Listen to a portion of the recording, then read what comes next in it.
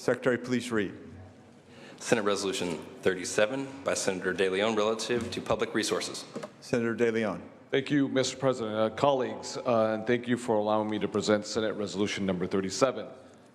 Senate Resolution number 37 calls on this legislature, as well as the governor and our President Obama, the administration, to consider the policy implications of the recently released papal encyclical on the environment and climate change.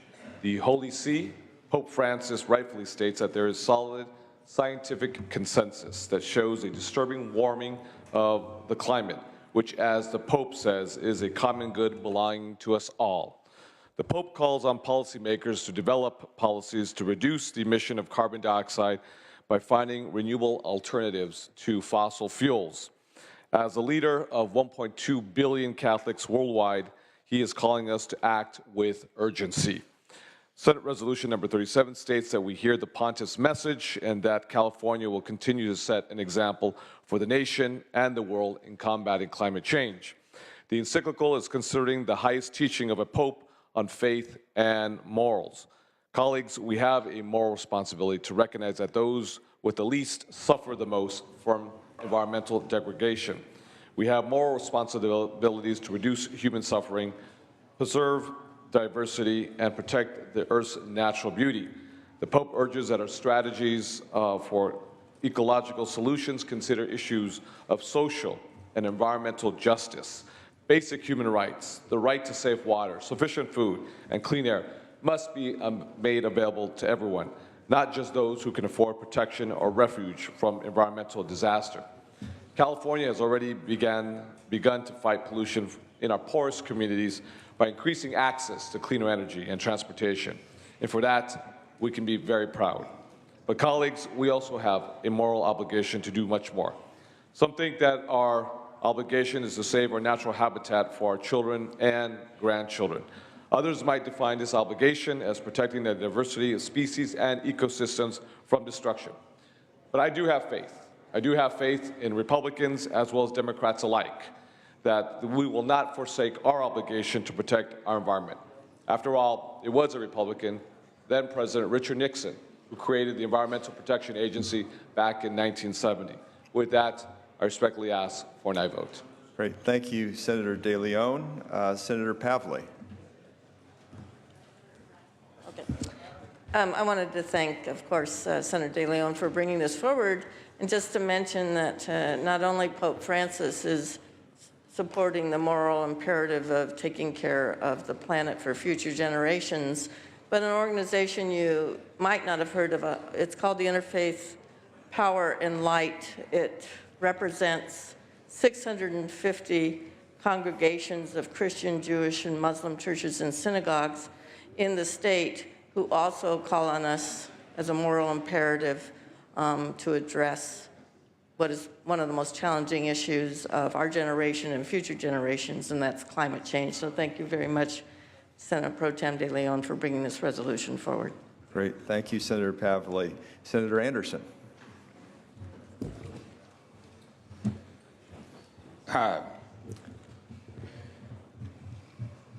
When you're thinking in terms of Catholicism, and you're thinking in terms of cafeteria Catholics who like to pick and choose what they want to follow, what they don't want to follow, this is a great plan in moving forward.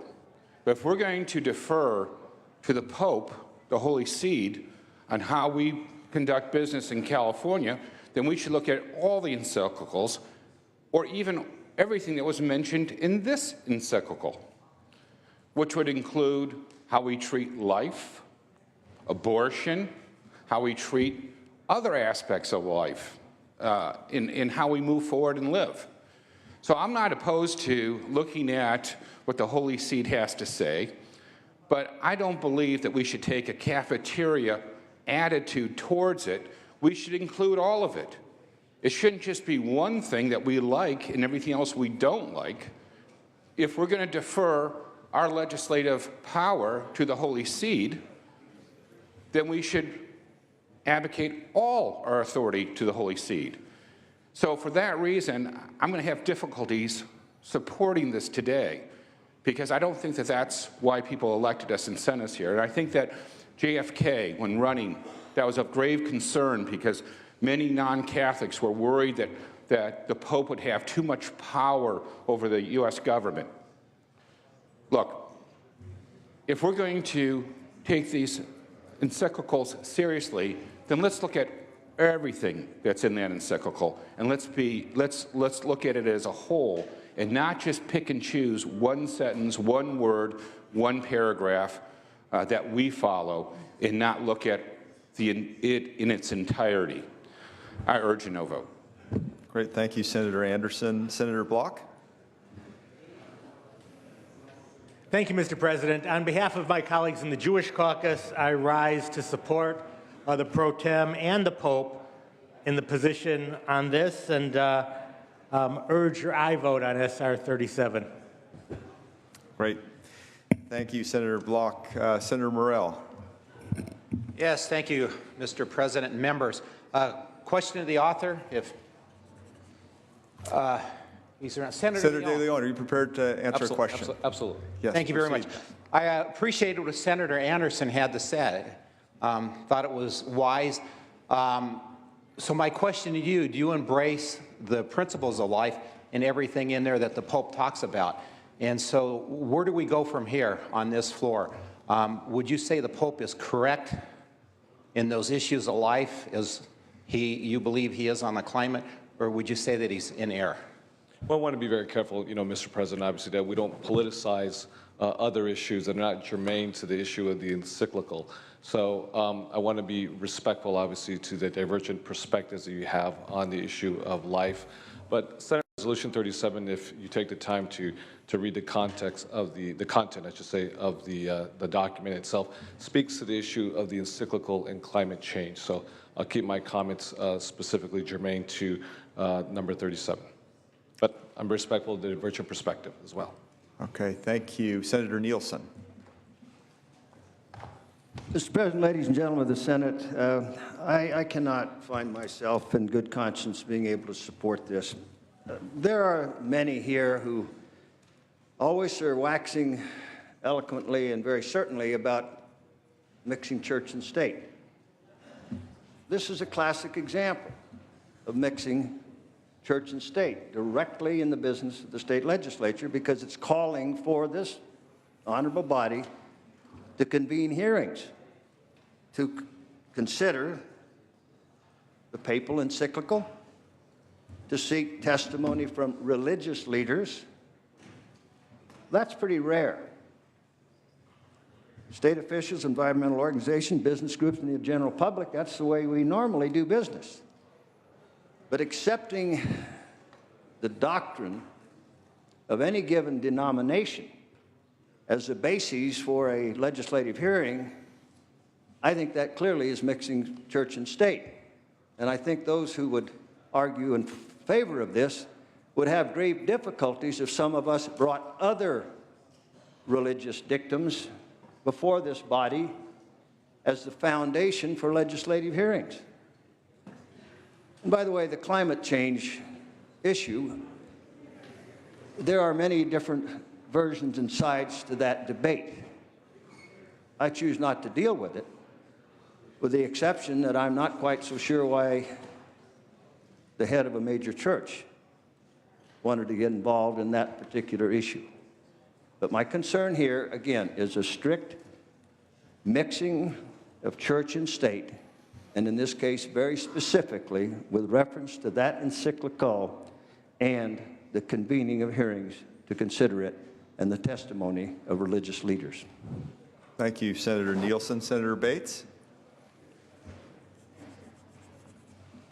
Thank you, Mr. President. Colleagues, I am going to rise in support of this resolution. In particular, I think we have to understand and acknowledge that people in our nation, people in our state, we're all very concerned about our environment, and certainly climate change is a very significant component in that. But I will hope as we go forward, and I'm focusing specifically on the information provided by our leader focusing on climate change, that we will have that broader discussion. And with permission to read, Mr. President, Permission granted. Pope Francis himself acknowledges in his letter these are complex matters for which there are contentious debates, and we certainly have seen that here. Writing in 188, he says, there are certain environmental issues where it is not easy to achieve a broad consensus.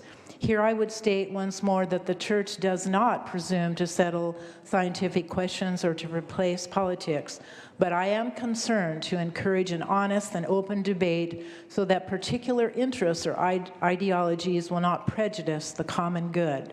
He also speaks about those who are marginalized, and I think we need to pay attention to all who are marginalized, not just those who live in disadvantaged communities. And interestingly enough, in rating of air quality, the County of Orange is rated as a disadvantaged community. So I don't think we need to just focus on our differences. I think we need to focus on where we all agree. Those marginalized, I believe, and I'm back here, this is the first time I've really been immersed in these debates, we're marginalizing our small business folks. We have not provided incentives for them, we've provided mandates.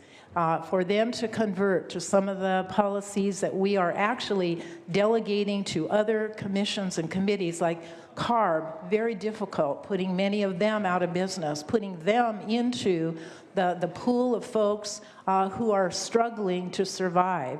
So let us, as we go into these committees and start to discuss this, let us take off our political hats, let's take off our prejudices, and let's do what our spiritual leader of the world is telling us. Let's have an open, honest dialogue and let all views be heard, and ensure in those meetings that we have every level of our society represented and their views respected. I ask for an aye vote. Thank you, Senator Bates. Senator Wayso? Thank you, Mr. President. I just wanted to rise and respond to the assertion that this is a religious dictum. In fact, it's an environmental dictum. It's a declaration that us as policymakers, as legislators, have an obligation to look at an issue that affects all of the world. I think in this encyclical, we have a religious leader making a request that as policymakers we look into an issue that's not a religious issue. Of course, religion encompasses everything in the world, but it's specifically in terms of the environment, that's what's being asked. What can we do to better protect the environment and to fight the global warming that's changing our communities? We're seeing it in front of us. It's happening. It's starting to affect everybody. People are starting to agree, yes, there is a problem. Can we do something about it? And the request is coming to us, asking us to look into this matter. I think it deserves a response. This is the appropriate response, and I think it should be followed by actions as well. And for that, I urge everyone's support for this important measure. Thank you, Senator Wayso. Senator Huff. Thank you, Mr. President. Members, I want to thank the author of this resolution for recognizing the work of one of the great faith leaders of our day. I was pleased that Pope Francis chose the name Francis because of the saint's devotion to the poor and most vulnerable. Pope Francis' effort to be more in tune with his parishioners has been a papal connection we haven't seen in years. Pope Francis' recent encyclical is only one of many letters to Catholics around the globe. For millennia, popes have been issuing these encyclicals to their parishioners. This resolution correctly recognizes that humans have an obligation to be wise stewards of our environment, and I agree with that. But this resolution does not capture the entirety of the Pope's message, as has been stated by others. The Pope is profoundly concerned about the impact of policies on the poor. The Pope specifically questions California's climate change efforts, bills we recently passed off our floor. His concerns are the same concerns I share. When we pick winners and losers in this important effort to improve our environment without regard to cost, it is the poor who pay the price in terms of lost job opportunities and higher costs. I was also interested to see the clause in this resolution calling on the legislature to convene committees to consider the policy implications of the papal encyclical. We've had a lot of issues recently on our floor where the church has issued encyclicals, and if we're willing to use the Pope's encyclical that supports one particular agenda, I hope we'll look at it for other important issues such as euthanasia or other life issues. Selective readings of papal encyclicals is contrary to Catholicism. This notion of pick and choose Catholicism is specifically repudiated by the church. Great. Thank you, Senator Huff. Senator De Leon, would you like to close? Thank you very much, Mr. President, as well as colleagues. And I do appreciate the robust dialogue on this very important document, the encyclical by the Holy See, and the findings manifested through Senate Resolution number 37. Of course, we as a legislative body don't defer any authority to the Holy See.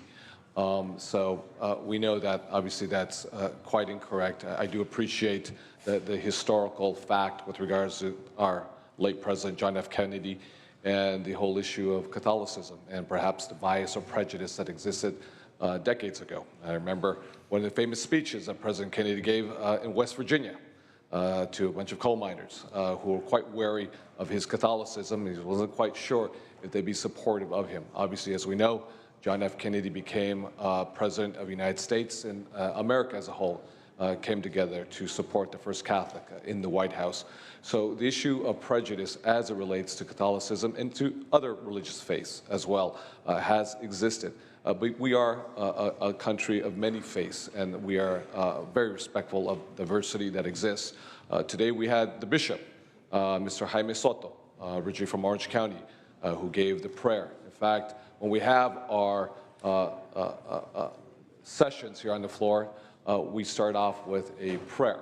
Obviously, the Pledge of Allegiance back in 1954, under the Eisenhower administration, prior to 1954, we didn't have the two words, quote, under God, as part of the Pledge of Allegiance. Back in 1954, under the Eisenhower administration, those two words were added to the Pledge of Allegiance, under God, indivisible, with liberty and justice for all. So faith, in many different ways, has always been part of America, unquestionably. So this is, I believe, a very important message that we send globally. We know that our governor, Governor Jerry Brown, will be attending a meeting at the invitation of the Holy See at the Vatican this week.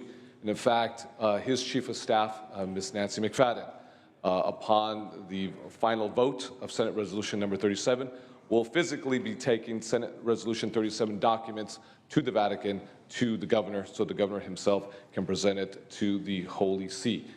Now, we have been a clear example globally of the policies that we have moved forward aggressively and ambitious policies to deal with the issue of climate change. Much debate remains, unquestionably, with regards to the economy, regards to CARB.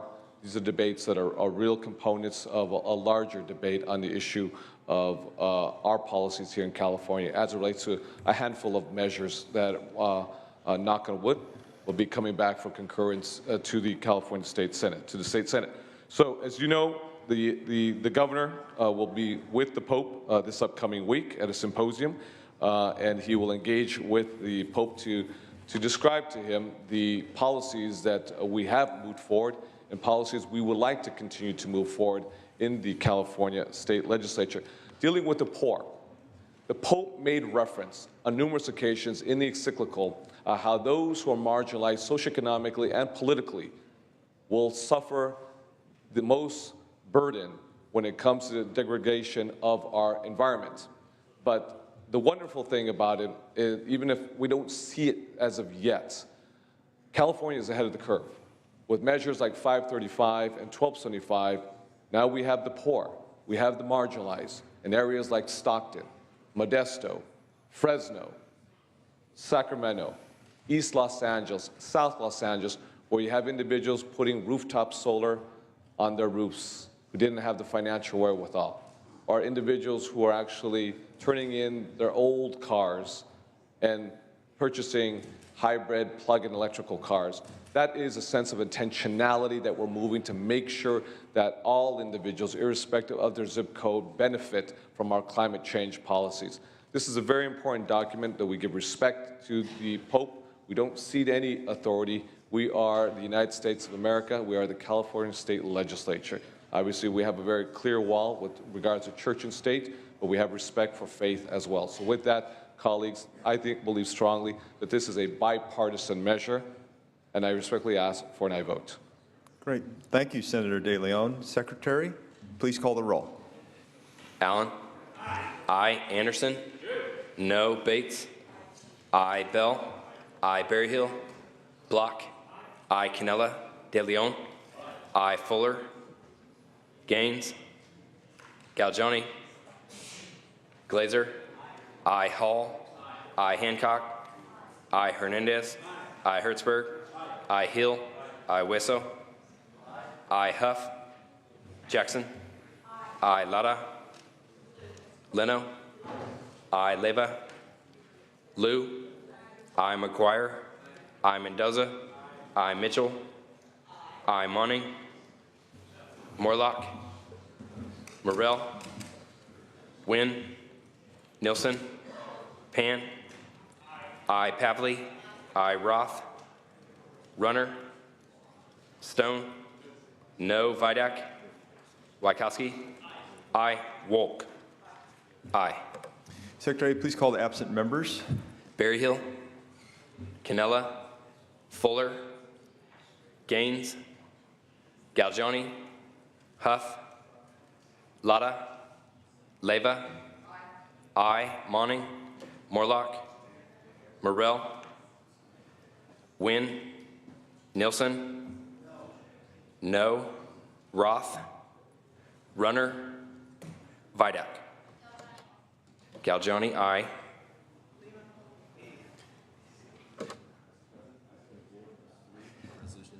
Ayes 24, noes 3. Resolutions are adopted. Members, we're now going to move to the Assembly third reading, and I'd like to ask you which bill you'd like to bring up. We've got a lot of bills on the file, and time is limited. Senator Jackson. Yes, Mr. President, if I could bring up file item 74, which is the Equal Pay Day resolution, before we go on break. It has relevance at this point, and I'd like the opportunity to bring it up if I may. Yes. Hopefully it won't be too controversial. That is file item 74. Secretary, please read. Assembly Concurrent Resolution 50 by Assemblymember Gonzalez relative to Equal Pay Day. Thank you, Senator Mr. Jackson. President. Members, ACR 50 declares April 14, 2015 as Equal Pay Day for all women. That day, 2 months ago, symbolizes the time in 2015 when wages paid to women catch up to the wages paid to men from the previous year. But it is not until July 28th that we come to Equal Pay Day for Black women. That translates into making 63% of the earnings made by Caucasian men. We are voting on this measure today to highlight Equal Pay Day for African American women that comes up next week while we're on break, or in a couple weeks when we're on break. I want to note, though, that Latina Equal Pay Day will not arrive before the end of the legislative year on October 8th. More than 50 years after the passage of the Equal Pay Act, women, especially minority women, continue to suffer the consequences of unequal pay.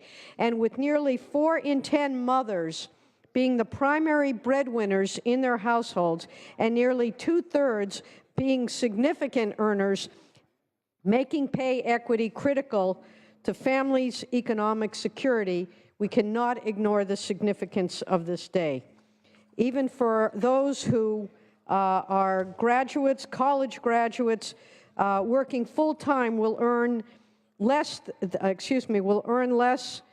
$500,000 that their male payers will do during the course of their lifetimes. With that, colleagues, I recognize that there are many other issues before us, but if we are going to talk about economic opportunity, economic security for all Californians, It is critically important that we recognize the importance of this day, and I would ask for your aye vote. Thank you, Senator Jackson. Members, any debate or discussion? Seeing none, Secretary, please call the roll. Allen. Aye. Anderson. Bates. Aye. Bell. Aye. Berryhill. Block. Aye. Cannella. De Leon. Aye. Fuller. Aye. Gaines. Aye. Aye. Galgiani. Aye. Glazer. Aye. Hall. Aye. Hancock. Aye. Hernandez. Aye. Hertzberg. Aye. Hill. Aye. Wesso. Aye. Huff. Aye. Jackson. Latta. Aye. Leno. Aye. Leyva. Aye. Liu. Aye. McGuire. Aye. Mendoza. Aye. Mitchell. Aye. Monning. Morlock. Aye. Morrell. Aye. Wynn. Aye. Nilsson. Aye. Pan. Aye. Pavley. Aye. Roth. Runner. Stone. Aye. Vidak. Aye. Wachowski. Aye. Wolk. Aye. Secretary, please call the absent members. Anderson. Berryhill. Aye. Anderson, aye. Cannella. Jackson. Aye. Monning. Roth. Runner. Ayes 36, no 0. The resolutions are adopted. Senator De Leon has asked that we now move forward to the consent calendar. Secretary, please read. Oh, excuse me. Senator Nielsen, for what purpose do you rise? Mr. President, I'd like to bring up one more item, item 188. You know, the pro tem has asked that we move forward to consent calendar. Okay. So I'm sorry. So if we could please move forward with a reading of the consent calendar. Assembly Bill 208, 747, 726, 556, Consent calendar will be deemed read. We will call roll on file item 203. Secretary, please call the roll. Allen. Aye. Anderson. Aye. Bates. Aye. Bell. Aye. Berryhill. Aye. Block. Aye. Cannella. De Leon. Aye. Fuller. Aye. Gaines. Aye. Aye. Galgiani. Aye. Glazer. Hall. Aye. Hancock. Aye. Hernandez. Aye. Hertzberg. Aye. Hill. Aye. Wesso. Aye. Huff. Aye. Jackson. Aye. Latta. Aye. Leno. Aye. Leyva. Aye. Liu. Aye. McGuire. Aye. Mendoza. Aye. Mitchell. Aye. Monning. Aye. Morlock. Aye. Morrell. Aye. Wynn. Aye. Nilsson. Aye. Pan.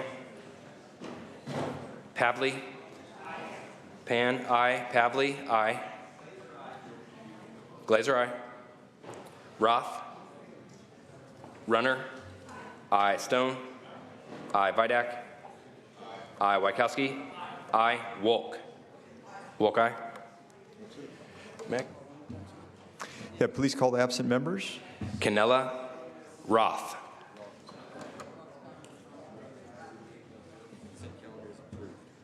Ayes 38, no 0. The consent calendar is approved. Members, we're now going to move forward to the special consent calendar. Oh, that was included. Excuse me. Okay.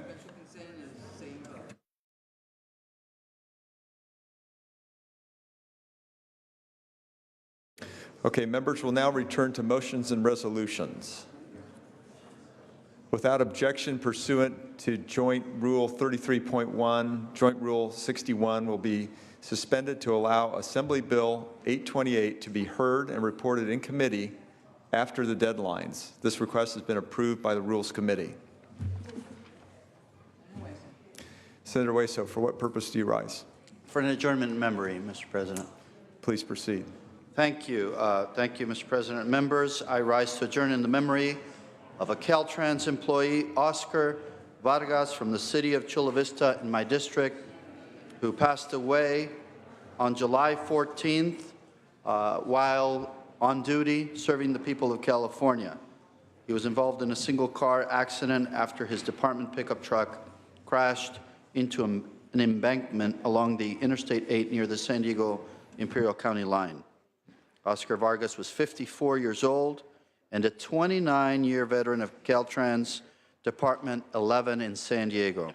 Oscar was a transportation civil engineer. He was a well-liked co-worker and a friend. He was well-liked by many of those who worked with him. He worked day in and day out to make the roads safer for all of Californians. He is survived by his wife, Marie, and 2 grown children, Oscar and Christian. As a fixture of the Caltrans District 11, he will be dearly missed by all those he worked and lived with and all the lives he touched. I ask you to join me in adjourning his memory today. Thank you. Thank you, Senator Hueso. Our thoughts and prayers go to the family of Oscar Vargas and his service to Caltrans. Thank you. Members, any other items under motions or resolutions? Senator Fuller, for what purpose do you rise? The desk is clear. If there's no other business, Senator De Leon, the desk is clear. Senator Fuller, excuse me. The Senate will be in recess until 5 p.m. today, at which time the adjournment motion will be made. We will reconvene Monday, August 17th at 2 p.m. Yay! Have a good recess session in your districts. Thank you, Senator Fuller. The Senate will be in recess until 5 p.m., at which time the adjournment motion will be made. We will reconvene Monday, August 17th at 2 p.m. Have a great summer recess. Thank you.